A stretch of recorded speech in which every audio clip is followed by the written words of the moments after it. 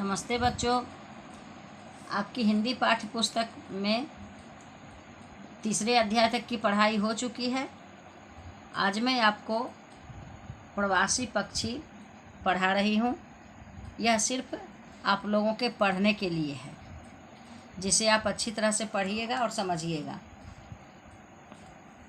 तो आप कई पक्षियों को बहुत अच्छी तरह से पहचानते हैं, जैसे कौवा, तोता, कबूतर, बत्तख, मुर्गी तथा कोयल। इन पक्षियों को तो आप पहचानते ही हैं। ऐसे पक्षी भी देखते हैं जो आपको पूरे साल में कुछ ही महीनों के लिए दिखाई देते हैं। आप उनके नाम भी नहीं जानते। वे प्रवासी पक्षी हैं। वे हमारे देश में कुछ समय व्यतीत करने के बाद अपने देश चले जाते हैं। वे ऐसा क्यों करते हैं? अब आइए जानते हैं कि प्रवासी पक्षी ऐसा क्यों करते हैं, अपना स्थान परिवर्तन क्यों करते रहते हैं।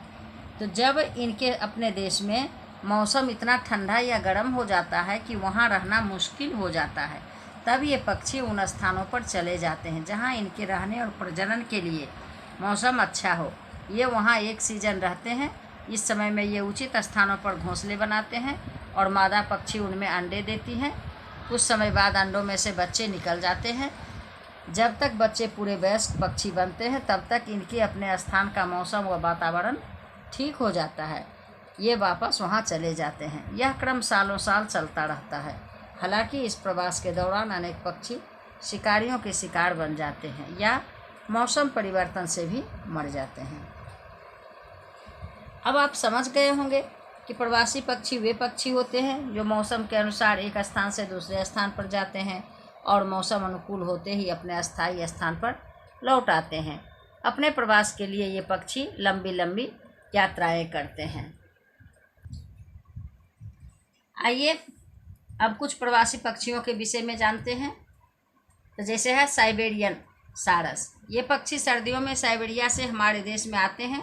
50 किलोमीटर प्रति घंटे की गति से उड़ान भरने वाला सफ़ेद रंग का यह पक्षी प्रति वर्ष आता है। प्रजनन करके वापस साइबेरिया चला जाता है। दूसरा है यूरेशियन टील। 300 ग्राम वजन की यह बतख यूरेशिया से सर्दियों के दिनों में दक्षिण यूरोप, अफ्रीका व भारत की ओर प्रवास पर आती है।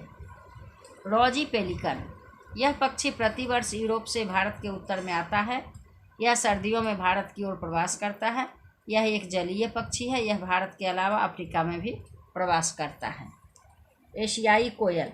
एशियाई कोयल सिंगापुर से भारत के केंद्र शासित प्रदेश पुडुचेरी में प्रवास के लिए आती है। गर्मियों में सिंगापुर में इनके रहने लायक मौसम नहीं रहता है, इसलिए ये पक्षी भारत यात्रा पर आते हैं। एशियाई कोयल का रंग कौवे की तरह काला होता है। यहाँ देख रहे हैं आप एशियाई कोयल। अब है राजहंस। ये राजहंस है। राजहंस फ्लेमिंगो पक्षियों में सबसे बड़ी प्रजाति है। यह अफ्रीका, यूरोप और भारत में पाया जाता है। सर्दियों में राजहंस भारत में गर्मी के लिए प्रवास करते हैं। प्रवास के दौरान यह पक्षी केवल रात को ही उड़ता है। अब है अमूर फाल्कन। यह बाज परिवार का एक छोटा पक्षी है। इस पक्षी के पैर लाल होते हैं। अमूर फाल्कन साइबेरिया से भारत बड़े झुंडों में प्रवास करता है। यह प्रवास के दौरान 22,000 किलोमीटर की यात्रा करता है। सर्दियाँ इस पक्षी का प्रजनन काल होती है। प्रजनन के लिए ही यह प्रवास करता है। अब है नौरंग पक्षी। यह पक्षी सर्दियों के मौसम में भारत और श्रीलंका के विभिन्न भागों की यात्रा करता है। यह एक रंगीन पक्षी है जो आकार में 20 सेंटीमीटर तक होता है। फिर है कामडक। इस पक्षी को नटका भी कहते हैं। यह पक्षी दक्षिण एशिया व मेडागास्कर से भारत के हरियाणा राज्य में प्रतिवर्ष गर्मियों में प्रवास करता है। फिर है आर्कटिक टर्न।